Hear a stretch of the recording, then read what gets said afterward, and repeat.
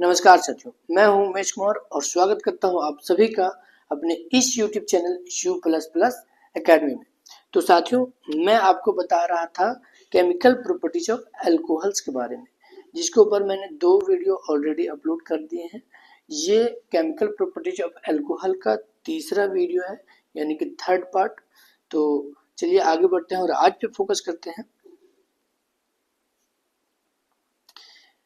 देखिए साथियों, इस वीडियो में हम लोग जानेंगे reaction involving cleavage of alkyl and hydroxyl groups के बारे में। तो यानी कि alkyl group and hydroxyl group के क्लीवेज के आधार पर जो है जो रिएक्शंस होते हैं वो रिएक्शन हम लोग यहाँ पे पढ़ने जा रहे हैं, देखेंगे। तो इसके अकॉर्डिंग जो पहला रिएक्शन आता है आपका, वो है आपका डिहाइड्रेशन। देखिए साथियों, डिहाइड्रेशन का मतलब होता है निर्जलीकरण, यानी कि जल का अलग होना। तो इस रिएक्शन में आपको क्या होगा कि जो भी रिएक्शन होंगे उसके फलस्वरूप वाटर जो है सो सेपरेट हो जाएंगे। तो सिंपली क्या कहता है, देखिए कि when alcohols are heated with sulphuric acid they get dehydrated to alkenes. यानी कि जब अल्कोहल्स को सल्फ्यूरिक एसिड के साथ गर्म किया जाता है, हीट किया जाता है, तो वो डिहाइड्रेटेड हो जाता है, यानी कि जल अलग हो जाता है और एल्कीन का निर्माण होता है। देखिए मैं आपको एग्जांपल के साथ समझाता हूँ। तो यहाँ पे मैंने एक अल्कोहल लिया है CH3CH2OH, जो कि आपका है इथाइल अल्कोहल।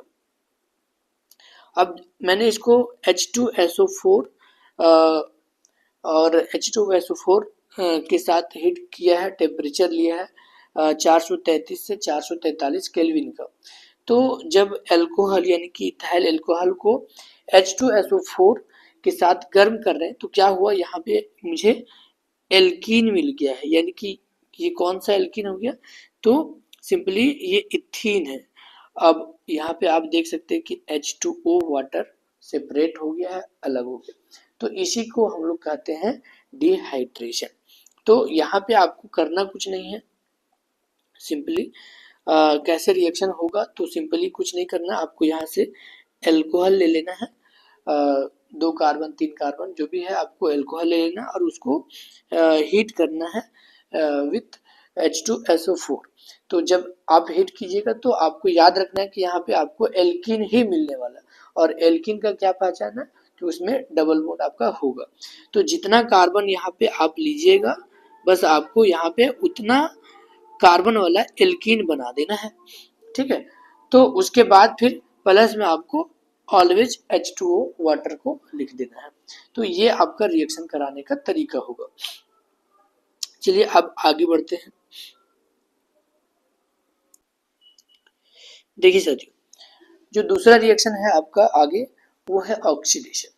और ऑक्सीडेशन का मतलब होता है ऑक्सीजन का जुड़ना, ऑक्सीजन का ऐड होना। यानी कि केमिकल रिएक्शंस में जब ऑक्सीजन ऐड होता है, जुड़ता है, तो उसे हम लोग ऑक्सीडेशन के नाम से जानते हैं। तो यहाँ पे क्या होगा आपका, अल्कोहल का ऑक्सीडेशन। तो यहाँ पे क्या कहता है, देखिए बोलता है कि oxidation of alcohols can be carried out with aqueous acidified or alkaline potassium permanganate, acidified potassium dichromate और dilute nitric acid।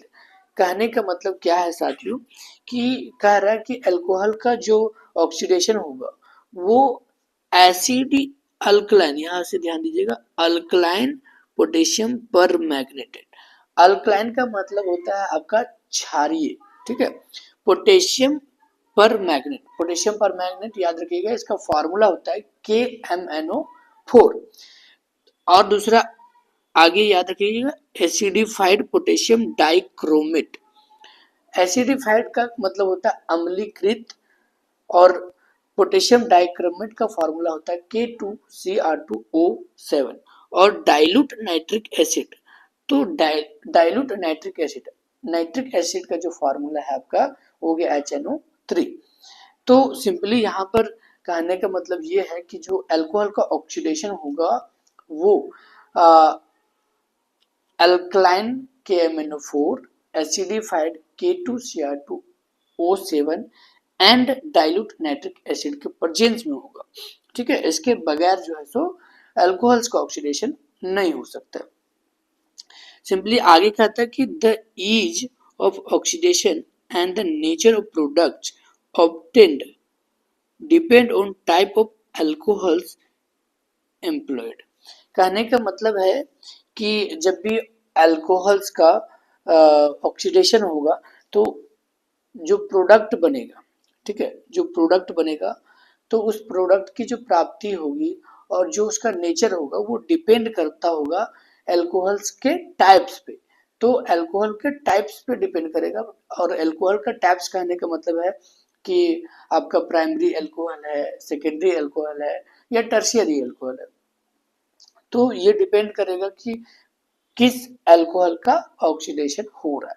तो अब हम लोग एक एक करके प्राइमरी अल्कोहल का, सेकेंडरी अल्कोहल का और टर्शियरी अल्कोहल का ऑक्सीडेशन करवाएंगे यहाँ पे।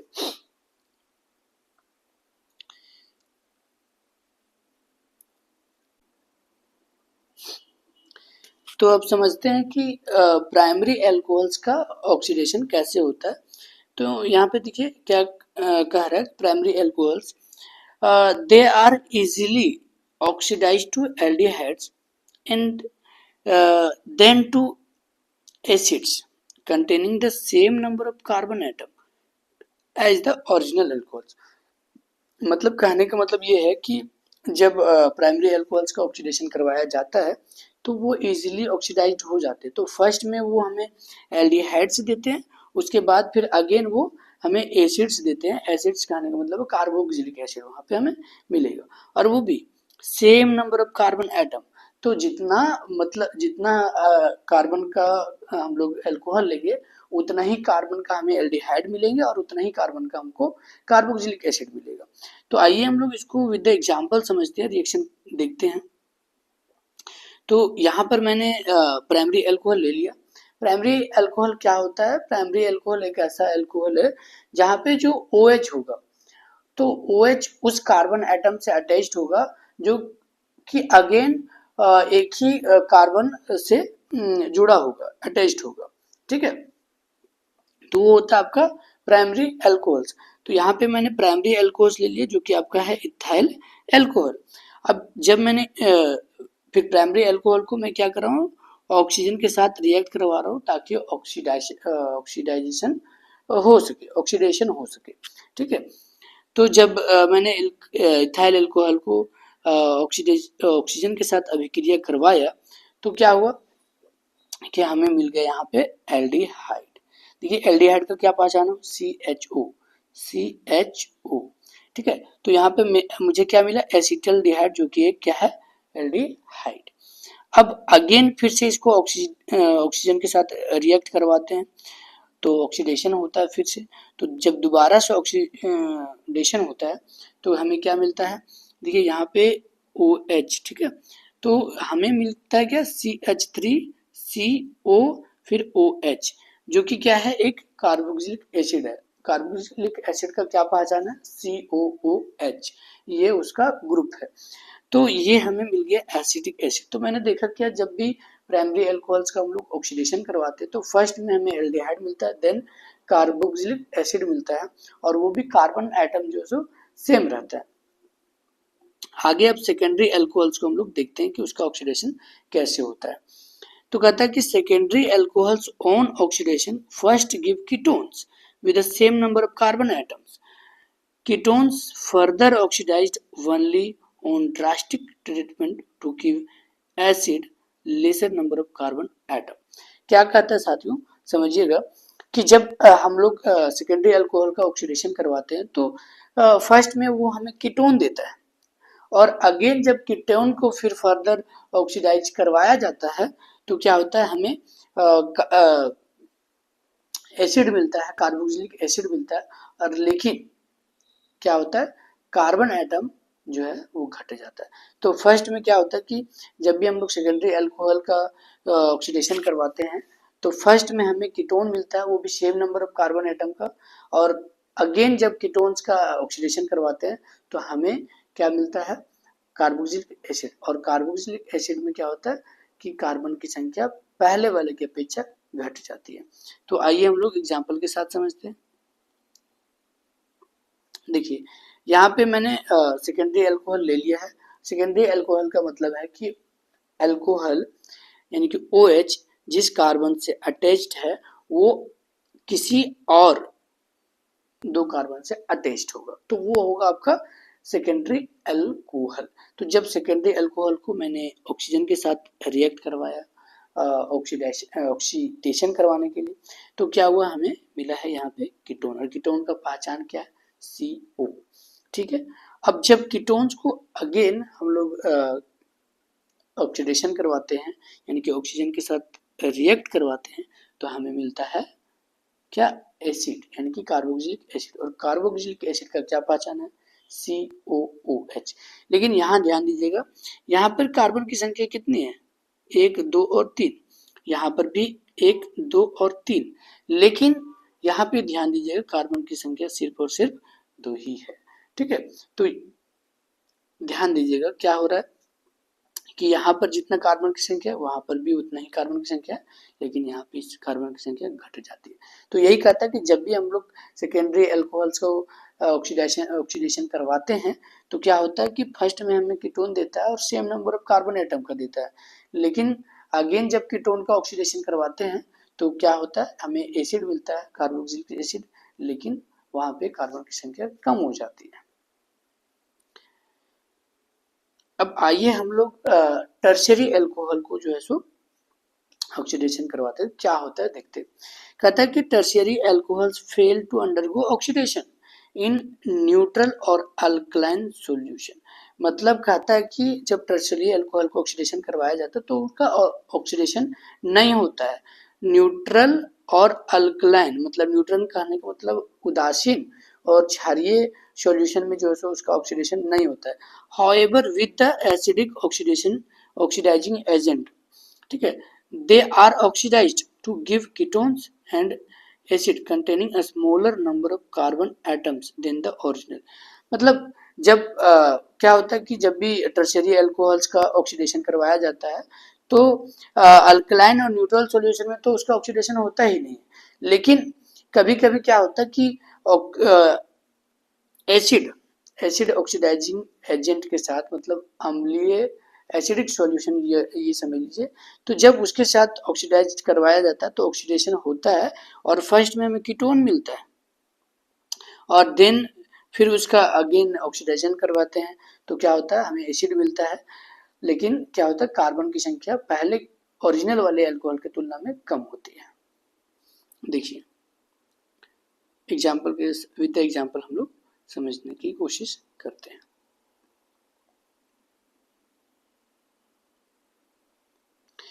अब यहाँ पे मैंने टर्शियरी अल्कोहल ले लिया एक, ठीक है, एक टर्शियरी अल्कोहल ले लिया।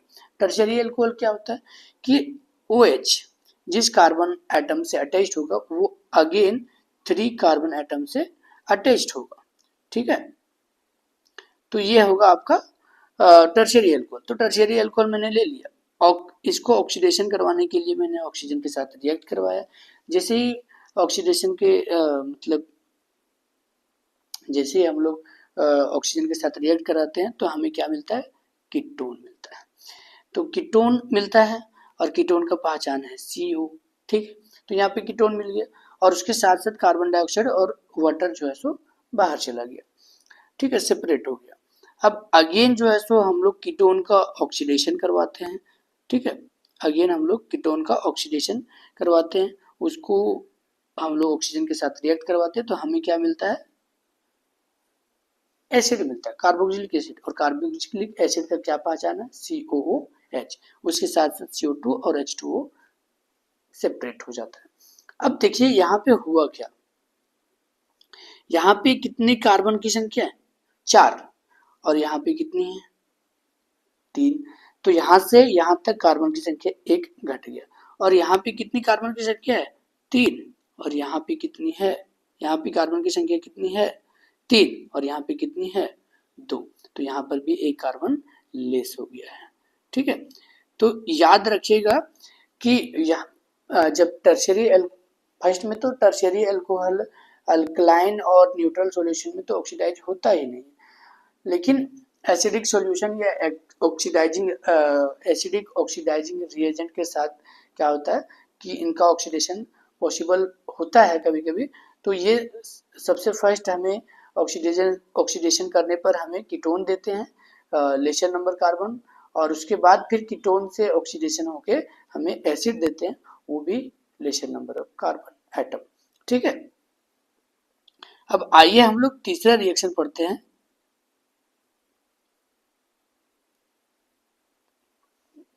इसमें जो तीसरा रिएक्शन है वो आपका है डिहाइड्रोजिनेशन। अब डिहाइड्रोजिनेशन का मतलब होता है हाइड्रोजन का अलग होना। ठीक है, यानी कि इस रिएक्शन में क्या होगा, आपका हाइड्रोजन सेपरेट हो जाएगा, अलग हो जाएगा। तो जब भी किसका डिहाइड्रोजिनेशन करवाएंगे हम लोग, तो यहाँ पे आपका एल्कोहल्स का डिहाइड्रोजिनेशन होगा। तो different classes of alcohols furnish different product when their vapour are passed over copper at high temperature 473 to 573 kelvin.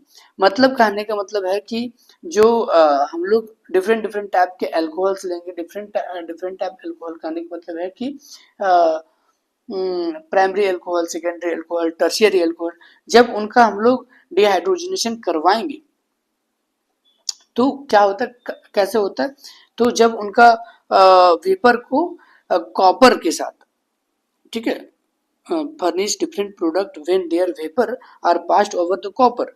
तो जो है सो जब उनके वेपर को कॉपर के से पास करवाया जाता है एट द हाई टेम्परेचर, तब जो है क्या होता है कि इनका डिहाइड्रोजिनेशन पॉसिबल होता है। अब डिहाइड्रोजिनेशन कैसे होता है, अब मैं आपको विद एग्जांपल समझाते हैं रिएक्शन के साथ में। तो फर्स्ट में हम लोग प्राइमरी अल्कोहल ले लेते हैं। तो primary alcohol are dehydrogenated form aldehydes. तो जब भी प्राइमरी अल्कोहल्स का डिहाइड्रोजिनेशन होता है तो एल्डिहाइड हमें मिलता है। देखिए मैंने प्राइमरी अल्कोहल ले लिया है और उनको ना कॉपर के साथ, उनके वेपर को कॉपर के साथ हम लोग पास करवा रहे हैं, वो भी 473 से 573 केल्विन टेम्परेचर के साथ। तो यहाँ पे हमें क्या मिल गया है, CHO, यहाँ पे एल्डिहाइड CH3CHO, तो एल्डिहाइड, तो CHO एल्डिहाइड का पहचाना और साथ में साथ आपका हाइड्रोजन सेपरेट हो गया, यही तो है आपका डिहाइड्रोजिनेशन। ठीक है, अगेन जब हम लोग सेकेंडरी अल्कोहल्स का डिहाइड्रोजिनेशन करवाते हैं तो secondary alcohols are also dehydrogenated to give ketones. For example, कहने का मतलब कि जब सेकेंडरी अल्कोहल्स को डिहाइड्रोजिनेशन होता है तो हमें क्या देता है, कीटोन देता है। देखिए यहाँ पर मैंने सेकेंडरी अल्कोहल ले लिया है, अब उसको जो है सो डिहाइड्रोजिनेट करवा रहे हैं। ठीक है, वही होगा वहां पे कॉपर के से पास करवाएंगे और विद 473 से 573 केल्विन टेम्परेचर के साथ। तो हमें क्या मिलेगा, कीटोन, और हाइड्रोजन सेपरेट होगा और कीटोन का पहचान है CO। अगेन जब हम लोग टर्शियरी अल्कोहल्स को डिहाइड्रोजिनेट करेंगे तो क्या होगा, टर्शियरी अल्कोहल आर डिहाइड्रोजिनेट, यहाँ पे होगा आपका डिहाइड्रोजिनेट टू गिव अल्कीन्स। तो जब टर्शियरी अल्कोहल्स का डिहाइड्रोजिनेशन होता है तो हमें एल्कीन मिलता है। ठीक है, तो देखिए यहाँ पर मैंने टर्शियरी ले लिया। टर्शियरी अल्कोहल क्या होता है मैंने पहले बताया आपको, और यहाँ पे रिएक्शन करवाने के लिए कॉपर प्लस में 473 और 473 से 573 केल्विन का टेम्परेचर लेंगे तो हमें क्या मिलेगा, फाइनली एल्कीन। तो क्या करना, जितना आप कार्बन का एल्कोहल लेंगे उतना कार्बन का आपको एल्कीन बनाने देना है। प्लस में यहाँ पे आपको क्या हो जाएगा, यहाँ पे आपका हो जाएगा हाइड्रोजन सेपरेट। तो यहाँ पे सिर्फ आपको हाइड्रोजन लिखना है, H2, सिर्फ H2 लिखना है। तो ये हो गया आपका कंप्लीट रिएक्शन। तो आज के इस वीडियो में हम लोगों ने क्या एल्कोहल्स के केमिकल प्रॉपर्टी पढ़ा, और ये केमिकल प्रॉपर्टी का तीसरा पार्ट था। ठीक है, और हम लोगों ने देखा कि किस आधार पे ये रिएक्शन था। तो reaction involving cleavage of alkyl और हाइड्रोक्सिल ग्रुप, जहाँ पे हम लोगों ने डिहाइड्रेशन, ऑक्सीडेशन और डिहाइड्रोजिनेशन रिएक्शन को पढ़ा है। तो आई थिंक कि ये सब चीज़ें आपको समझ में आया होगा और यहाँ पे आपका केमिकल प्रॉपर्टीज ऑफ अल्कोहल खत्म होता है। आगे नेक्स्ट वीडियो में किसी नेक्स्ट टॉपिक के बारे में हम लोग चर्चा करेंगे। तो आज के लिए बस इतना ही, मिलते हैं हम लोग किसी नेक्स्ट वीडियो। धन्यवाद।